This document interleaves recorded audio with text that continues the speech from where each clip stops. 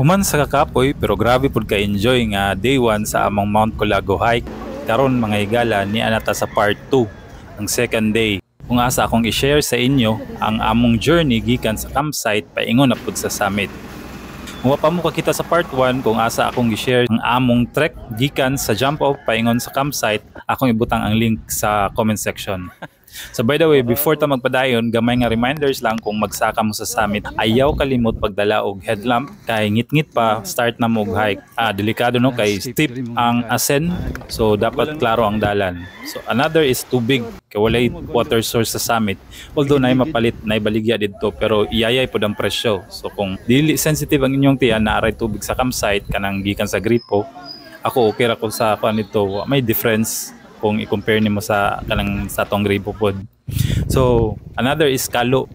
Ang uban nagadala gani og payong. So whatever kung unsang inyong preference, og mas maayo pod nga ang inyong suoton kanang makaveran tanan ng inyong skin, kanang long sleeve.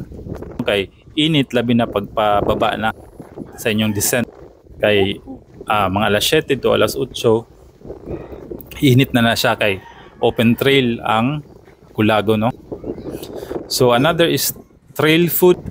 Mas maayo nga kuan na pud may dala nga trail food pero narap yung mapalit dito sa taas. So mo na ang basic nga dapat ninyo nga dalaon kung mo-hike mo pa summit. So kinata diha karon kuyugi ko ninyo mga higala sa among ascent to the summit, no? Niya ang Mount Colago Trekking Guide Part 2. Sama sa inyong nakita mga higala, ngit-ngit pa lang nag-start na may og saka, no?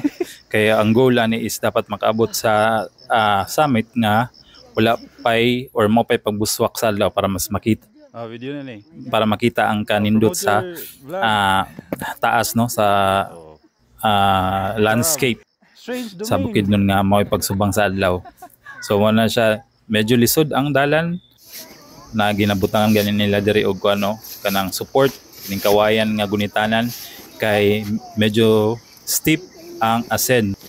So hinay-hinay lang mo diri mga higala kay medyo delikado po na siya kung ma-slide o mahulog mo, no. Kaya nakita ninyo mga kuha na mga naisuga mo na mga mag-hike na siya. So na po yung tendency nga ma-traffic mo diri tungod kay daghan jud pud ang nag-hike. So pag abot nimo dito sa kuan ibabaw kini dili pa ni siya sa summit. Sa ibabaw na ni siya siguro wa pa ni siya katunga and makita na nimo ang makahinganghang nga talan-awon sa palibot, ang landscape, no, ang mountainscape sa Bukidnon. So inaana ang inyong maabtan dito. Pagkaingon na nako, open trail ang Colago.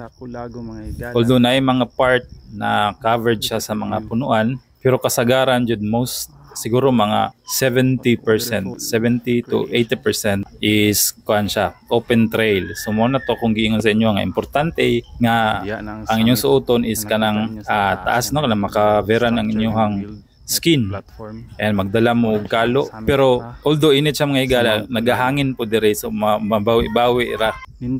And kung tanawon nimong palibot kuan kayo green wala ang iyahang maabtan ninyo dito kuan makita ninyo sa along the trail nga inyong agyan. So inaana ang itsura sa trails pa summit sa Mount Colago.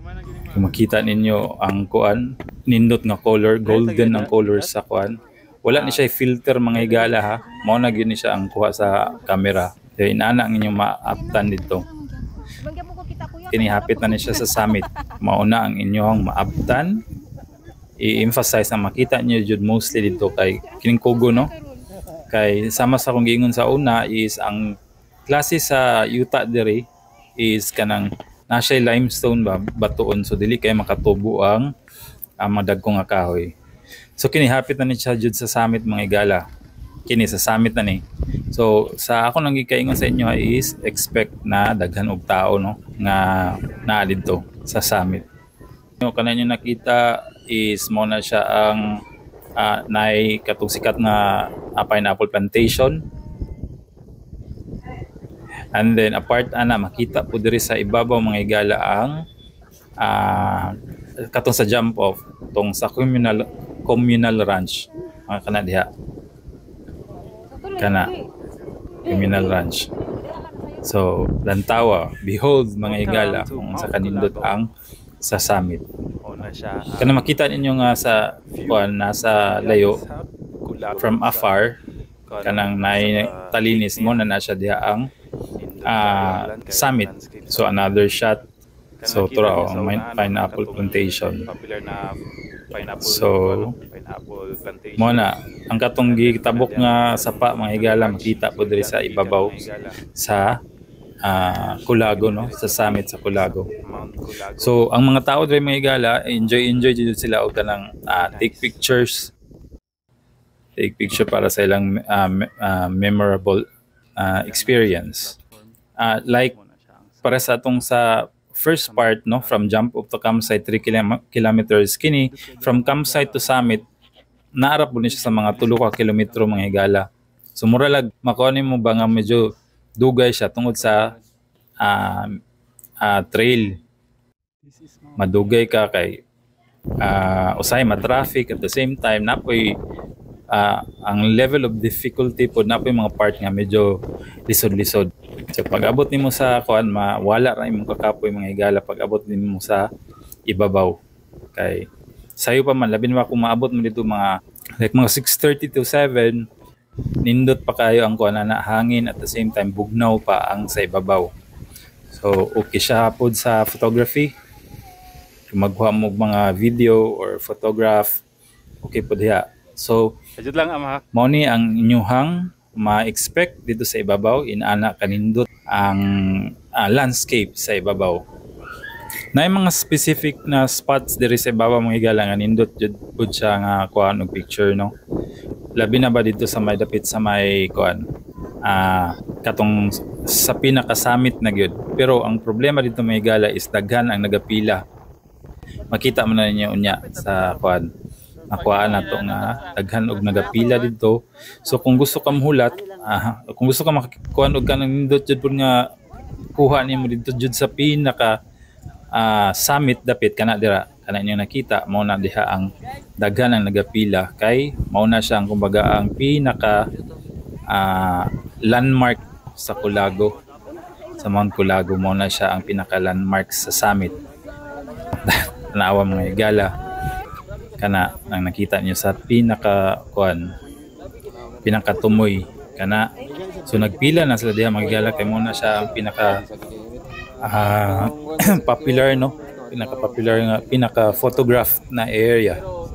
So pero ako dire lang ko pakilid lang ko kay murag taas man kay ang pila diha, satisfied na magpugpud diri sa kilid tanaw-tanaw sa mga talan-awon nga nindot. Inana kanindot ang mountainscape sa Bukidnon mga higala. Kisabay din mo ganyo mo musaka diri. Again sa ako ang reminder lang kung gusto mo musaka diri mga higala, be prepared. Although pwede ni siya sa beginners pero kailangan pud nga mag-exercise pud ka, prior exercise. Napud kay mga stretching para di mabigla ang imong lawas, no, kung mag-hike mo diri sa Culago.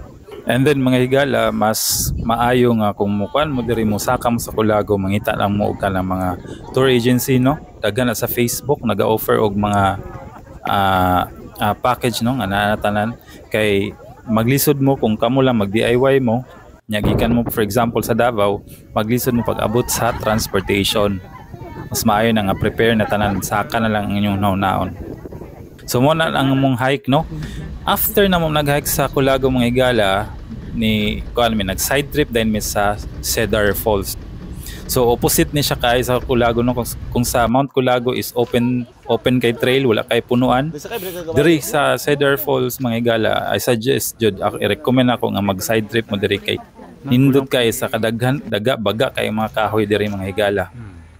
And bugnaw kay diri pod, no. Naay swimming pool pero among gitanhi diri ang Cedar Falls man, so nag-trek pod mi diri mga mga 10 to 15 minutes ang trek para makaabot ka dito sa falls. Of course na siya entrance diri murag nagabaha. Ug ako nagkamali 100 pesos ang among gibayaran pasulod. And life jacket 50. Required ang life jacket diri. Pwede mo makaambak-ambak and then maka-picture sa falls, maligo. So inana enjoy kay diri mga higala kung mag side trip mo diri. Kay tama-tama ra pud siya mga higala human sa inyong medyo hago nga hike, and kini maka-relieve jud ni sa inyong pamaol kung mo kuan mo diri sa mohapit mo or mag side trip mo diri sa Cedar Falls.